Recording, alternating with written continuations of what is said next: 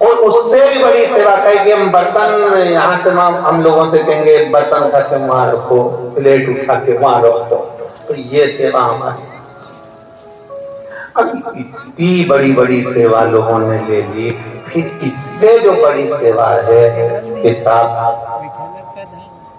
इससे बड़ी जो सेवा है कि साको देख के आओ पूरे पंडाल में कहीं गंदगी तो नहीं पड़ी, कहीं कचरा तो नहीं पड़ा, तो इतने लोग कह देगा बता, हमें बोल रहा है कचरा देखने का, हमें बोल रहा है गंदगी देखने के लिए, सारी अच्छी अच्छी सेवा इनको दे दी और वो सेवा हमको दे दी। पर देखा जाए शिव महापुराण की सबसे बड़ी सेवा है कि जहाँ कथा सुनने बैठे हो वहां कोई गंदगी तो नहीं है, वो भी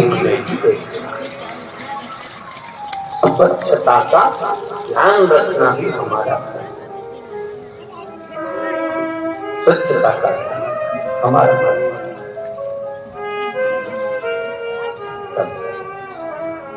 भस्मासुर ने कहा मुझे सेवा बताओ, पार्वती जी बोली बता तो सेवा बताइए, आप सेवा दीजिए इनको, दो इनको सेवा। तब भोलेनाथ जी ने एक सेवा दे दी कि मैं रोज भस्म लगाता हूँ, तू मुझे मुर्दे की भस्म लाकर दे दिया करना, बस इतनी सेवा तू मेरी कर। अब भस्मासुर ने कहा प्रभु बात क्या सेवा दी है, बहुत बढ़िया सेवा है, अब बताओ कहीं का होता तो कह देता, बताओ मुर्दे की भस्म लेने भेज रहा है मेरे को, पर भगवान ने कहा नहीं तू मुर्दे की भस्म ढूंढ के ला। अब ये रोज जाता मुर्दे की भस्म लेकर आ जाता, रोज जाता शमशान से मुर्दे की भस्म लेकर जाता, रोज जाता मुर्दे की भस्म लेकर आ जाता, साल निकल गए, अब तो जरूरी है कि रोज कोई मरेगा।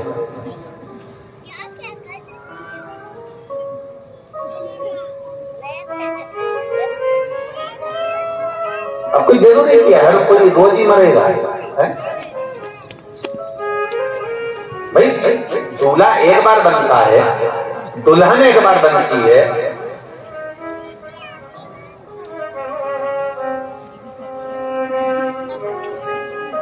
तो कोई जरूरी है कि हर बार दूल्हा दुल्हन बने वो?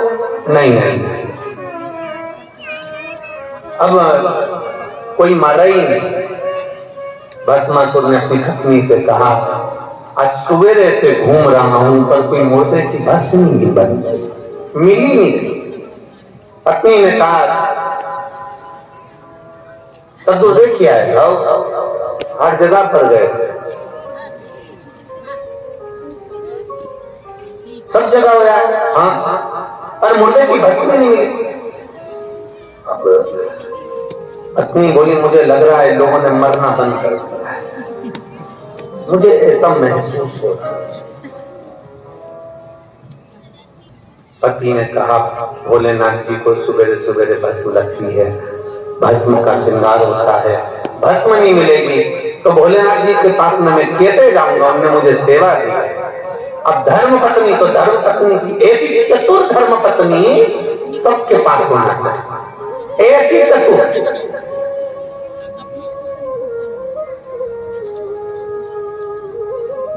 लोगों को लगता जरूर है कि गणेश जी के पास में रिद्धि सिद्धि है, नारायण जी के पास में लक्ष्मी है, भगवान ब्रह्मा जी के पास में ब्रह्माणी है, ब्रह्मा जी के पास में ब्रह्माणी है, भगवान विष्णु के पास में लक्ष्मी है, गणेश जी के पास में जम के बोलो रिद्धि सिद्धि है, और हमारे पास में जिद्दी है।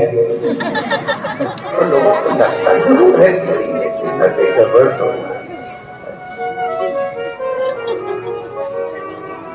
अब उनके पास में भले रिद्धि सिद्धि हो पर अपने पास तो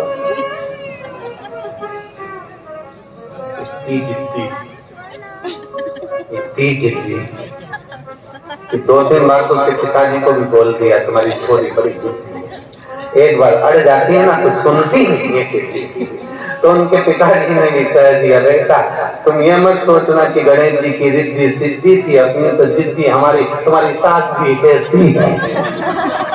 अब तो क्या बोलते हो, बोले तो बोले, क्या बोलते?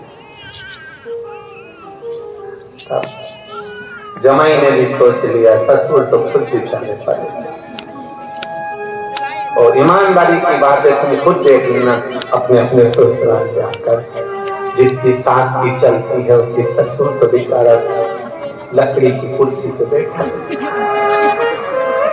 खुद देखो अपने अपने ससुराल जाकर, ससुर बेचारा कुर्सी पे बैठा है, काम करता रहेगा, उसका तो बेचारे ससुर का मुंह भी इतना नहीं चलता जितना, भले इसके मुंह में दांत नहीं, पूरा सोफा सेट निकलते पूरा गाया, पर इतनी बोले और कभी कभी जब खाने बैठे तब फ्रिज में से दांत निकालता फिर बैठे। अब जमाई को नहीं लगा बिना दांत के इतनी बोल रही है, दांत लग गया तो कितनी बोले, तो इस अंदाजे में मत रहना भाई हो।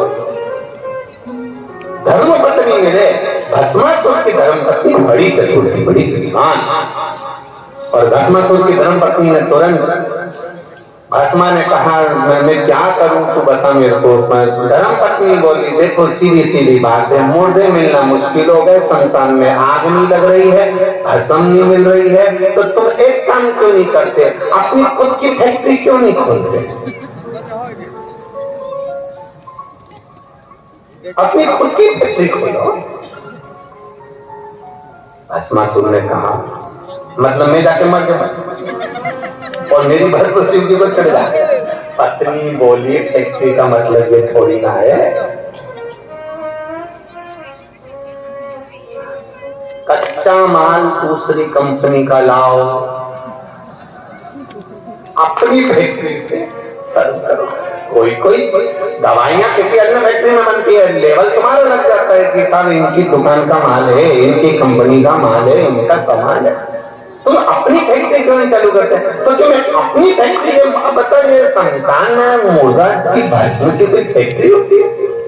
इतने में धर्म पत्नी ने कहा भोलेनाथ जी तुम्हारे इतने प्रिय हैं, तुम शिव जी का इतना भजन करते हो, एक बार फिर अच्छे से तप करो, साधना करो, शंकर भगवान आशुतोष है, वो तुम्हें वर जरूर देंगे। तो वर क्या मांगना है, तो केवल फैक्ट्री मांगना, तो फैक्ट्री क्या, तो धर्म पत्नी कहती है बस इतना मांग लेना कि तुम जिससे हाथ रखो वही भस्म, रोज ताजा ताजा भस्म कंपनी की तैयार, रोज अपनी खुद की फैक्ट्री, सवेरे से उठना किसी से भी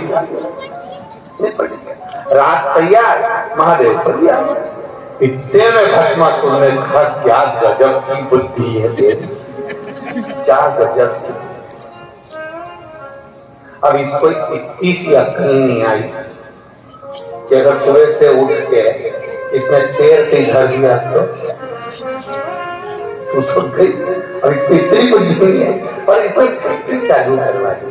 और भस्मासुर तप में लीन हो गया। क्या तप करा भस्मासुर ने, क्या तप करा, शिव जी प्रसन्न हो गए।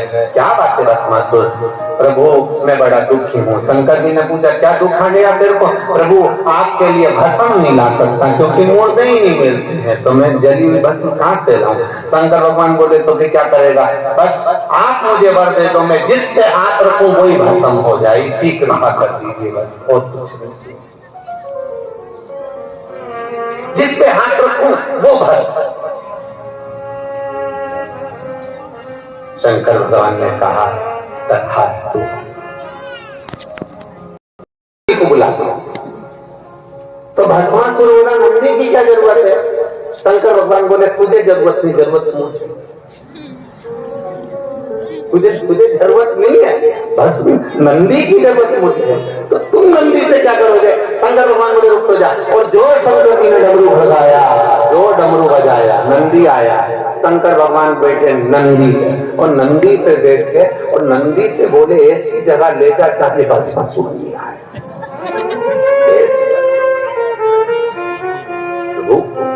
कारण क्या, शंकर जी ने कहा मैंने भस्मासुर को वर दे दिया कि जिससे हाथ रखेगा वो भस्म हो जाएगा, वो मेरे ऊपर रखने आ रहा है। इतने में नंदी तो पहले ही भागी, सबसे आगे नंदी और पीछे मेरे देवदेव महादेव।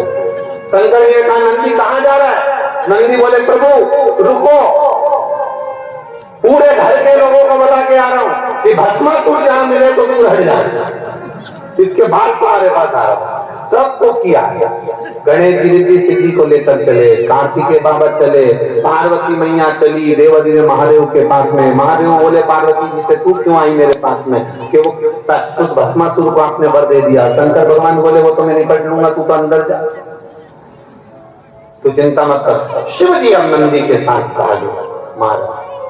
भगवान नारायण ने देख लिया कि ये महादेव भागते हुए आ रहे हैं, बैठे थे आराम से, नारायण लेटे हुए थे।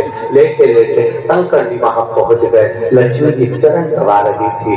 शिव जी को घबराए हुए देखकर भगवान विष्णु ने पूछ लिया, आप यहाँ आज कैसे आना हुआ मेरे देवदेव महादेव। शंकर भगवान बोले मैंने वरदान दे दिया। नारायण बोले आपकी तो आदत है वरदान देने की, ये तो आप पे बड़ी कृपा है, आपका नाम आशुतोष है, इसलिए आप वरदान दे देते हो, शीघ्र प्रसन्न हो जाते हो। आपने वर दे दिया, बड़ी प्रसन्नता की बात है, उसमें घबराना क्या। शंकर भगवान ने बोले कि मैंने जिसको वर दिया उसको भस्म होने का वर दिया, कि जिससे हाथ रखेगा वो भस्म हो जाएगा, तो उसमें टेंशन क्या है। भगवान शंकर बोले वो इधर ही आएगा। भगवान नारायण लेटे थे, बैठे हो, अभी लेटे थे, अब बैठ गए, बैठे और लक्ष्मी जी ने तुरंत भगवान विष्णु से कहा मैं अंदर जा। नारायण बोले अंदर जा, भरोसा नहीं उसका, वो मेरे को देख के हाथ दे। भगवान विष्णु ने उस समय पर सुंदर स्त्री का रूप बनाया और उस भस्मासुर के साथ में नृत्य करते हुए हाथ के ऊपर रखवाया। भस्मासुर स्वयं भस्म हो गया। देखिए भस्मासुर क्या द्रोही था शिव जी का? नहीं। तारकासुर को देखना वो शंकर भगवान का द्रोही नहीं है। तारकासुर कमलासुर के शिव जी के द्रोही नहीं है। जितने हुए ये शंकर के द्रोही नहीं है, शिव के द्रोही नहीं है।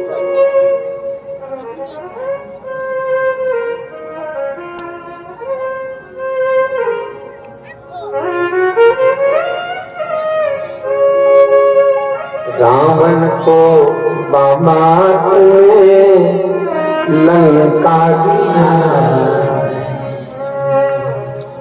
भस्मासुर को तूने कंकण दिया।